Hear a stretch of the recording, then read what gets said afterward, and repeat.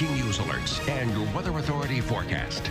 With Doug Imblage, Norma Holland, Evan Dawson, Jennifer Johnson, and meteorologist Marty Snyder.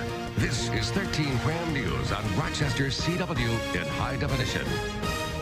Welcome back here. I'm a longtime Rhino fan, and this is really fun for me to get a chance to meet Jimmy Glenn and Scott Vallow in studio. Big weekend for the Rhinos, and in fact, for me, we were just talking about back in the days of 99, 2000, and the past of the team, the future of the team. Before we get to that, though, thanks for coming in, guys. Oh, thanks for having us. Appreciate early. It. Thanks for having us. What's coming up this weekend?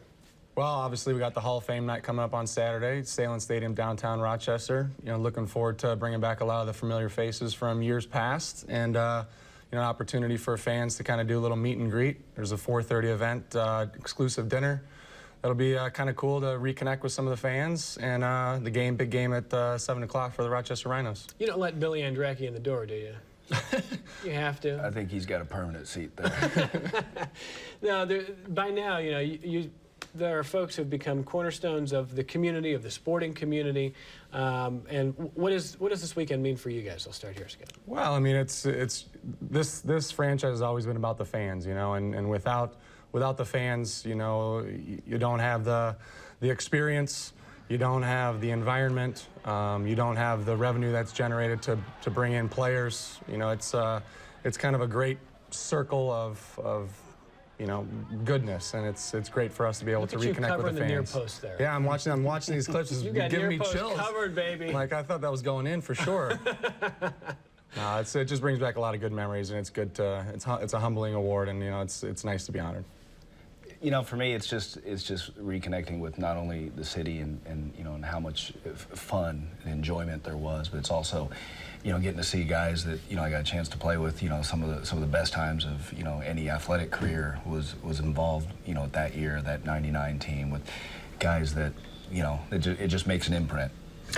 And let me sort of extend that question, Jimmy. You talk about the '99 team. That was a time where there was a lot of talk about potentially moving to MLS. There was talk about where a new stadium would go.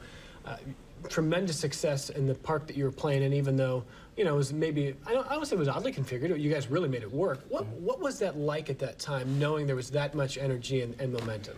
You know, when you think about it, through the years, you still remember when everybody talked about going to the MLS and you know, why shouldn't we be there? Was it a mistake, by the way?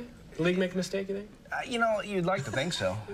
You know, you'd like to think so, but we made a conscious choice to come play here. We loved the fans, we loved the environment, the atmosphere.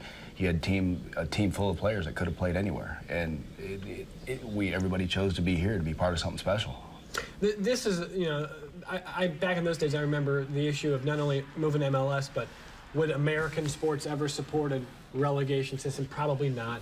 Money probably wouldn't let that happen, which is too bad, because I think it's great seeing those kind of systems in Europe. But you, Scotty, you were responding right away when I said, was it a mistake that MLS didn't bring Rochester into the fold? You want to address that point? Well, I mean, you talk about, you know, the Rochester Rhinos and the franchise and how it's been one of the most prominent franchises, you know, in probably the history of American soccer. There's no question. To not have an opportunity to be in the top league, you know, I think, you know, there was a mistake made somewhere along the line. But you see some of the old rivals like the Montreals and the Portlands and the Seattles that have made the jump to Major League Soccer. And, you know, I think the fans, and I think, you know, the community, I think it'd be a nice thing if we can somehow get this club to MLS. And I don't know if it's something that's even in the future. You know, it's obviously the most prestigious league in America, and you know, there's a lot of people that would like to be there. Before we let you go, once again, the details are going to be on 13wham.com. Click on the green Find It button. And great weekend. Just give me one little snapshot, a moment you remember from '99 specifically. You know, to me, now that it's brought up, is, you know, I was hurt for that run, but like when you had the clubs, Dallas, I think that was the big thing. You know, no offense, Scott, but when that was Dallas my Dallas team in 1999, by the way. You know, for me, it was a big thing when Dallas came in, and you know, and we I think it was just a good win, and just the bitterness that a club like us could do what we did, and there was just never a doubt. I love seeing some of these highlights too. By the way, I think this is a near post goal right here. Scott, what's Oh. That's not me. No, I'm not saying that's you. I'm saying that should never go in, but that's... That was the moment right there. That was the moment. You know, those Rhinos teams of years past were so feared. You know, they just brought a tremendous amount of swagger with them. You know, and that's something that, you know, I know Jimmy and obviously played with Jimmy for a couple years, but lots of swagger with those teams, and it's good to reconnect. Well, we got to roll, but guys, thank you. We'll see you this weekend. Thanks for all the memories here. Thanks, Anytime. guys. Thanks for having us.